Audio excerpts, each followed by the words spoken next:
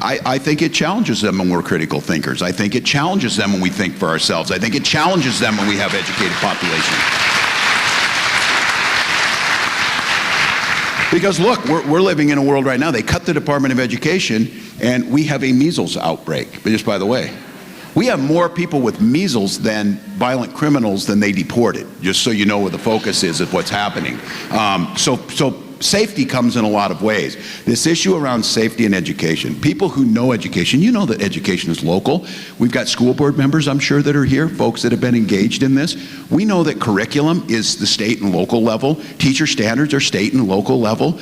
Teacher staffings are things that you negotiate together. Those are all very local. So people who don't know this, we've done a poor job of telling them, of people who care about education, care about the great American contribution, public education, which is the envy of the world.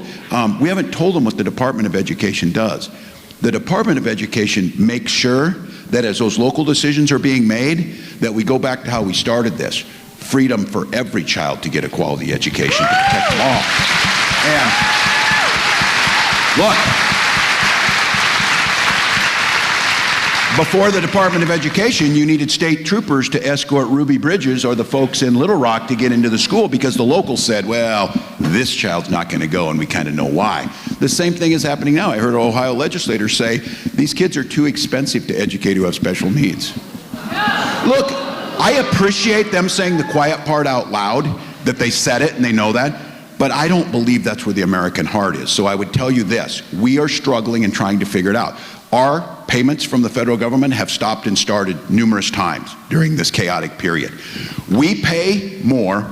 We're one of the states, we pay far more into the federal government than the state of Minnesota gets back. We're payers. We're payers. And look,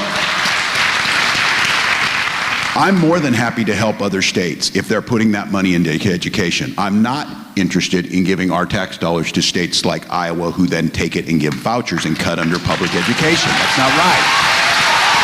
So,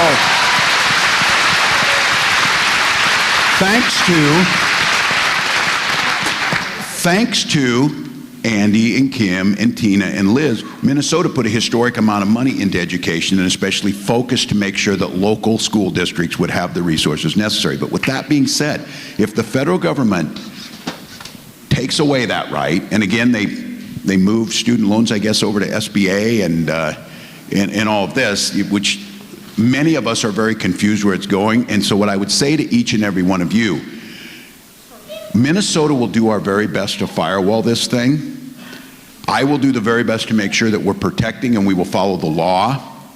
But I will tell you this, the congressman from this district needs to stand in front of you and tell you he will protect those special ed dollars.